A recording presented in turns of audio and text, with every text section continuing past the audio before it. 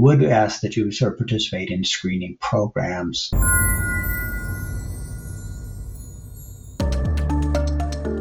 Because I think there's structured screening programs that will make it a little bit easier on the patient, and then also they ensure that there's adequate follow-up of any findings. So I think we would do that. So anyone with, I think, a significant smoking history should really talk to their primary care physician and see if there's a local screening program that they can participate in.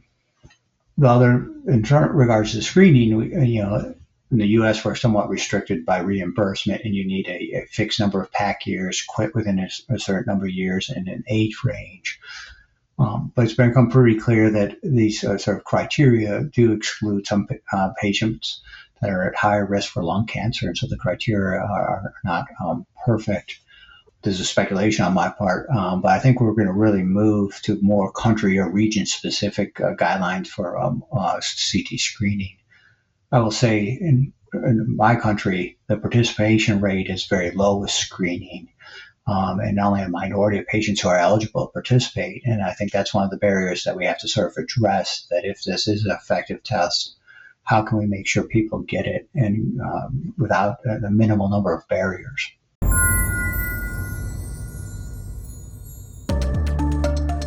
I think this is an excellent question that's been a great source of debate and consternation in the thoracic oncology field. I think part of it is the way the screening programs are presented to the patients.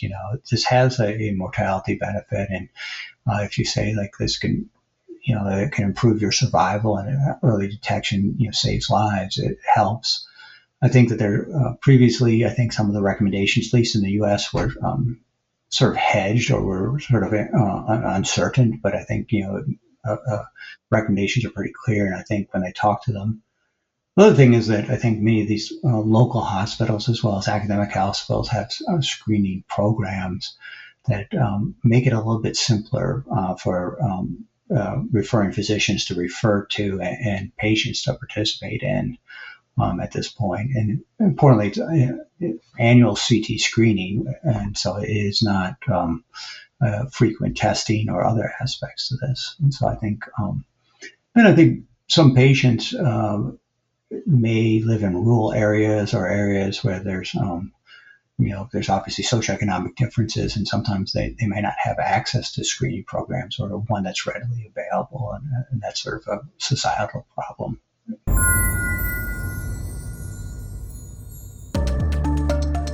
So let me sort of back up. We'll divide the patients into what we call a limited stage, which means generally disease within the chest area, or it can be treated with radiation.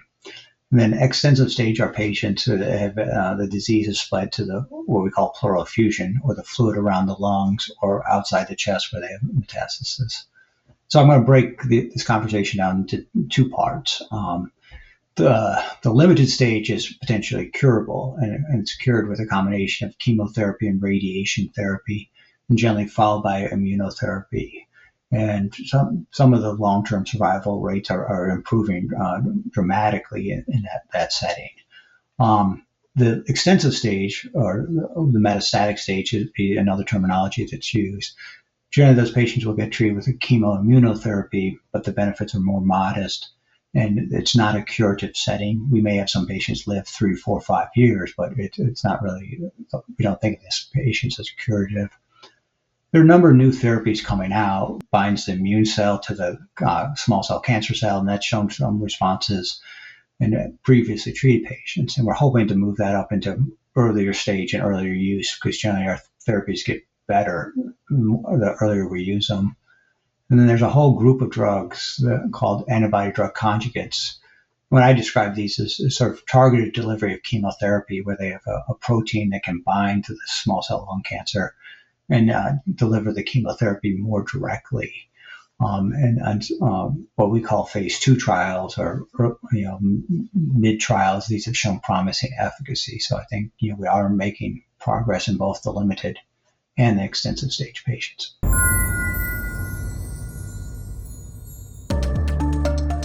One thing is that whenever a patient shows up without a family member, It's a little bit worrisome because the medical system's hard to navigate. The treatments are complicated in terms of the number of visits, the number of tests, when we can do things. So I think all patients benefit from having a family member attend the visits at that point. Some of the small cell treatments require multiple days to get the chemotherapy treatment, because the classic treatment is 2 drugs, carboplatin and carboplatin is given on the first day, then etoposide is given 3 consecutive days, and so then you come back and do it in 21 days. So just having someone transportation can sometimes be a barrier, and I think that's where families can really help.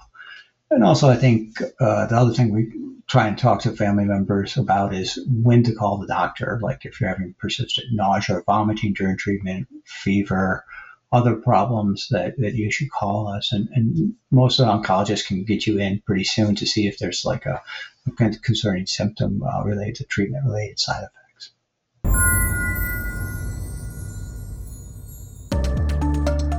Most of these medical centers will have translators available, and if there's not a translator, there is an iPad video translator. And I would encourage families, if English is not your native language, or if the medical thing is too complicated, please ask for a translator.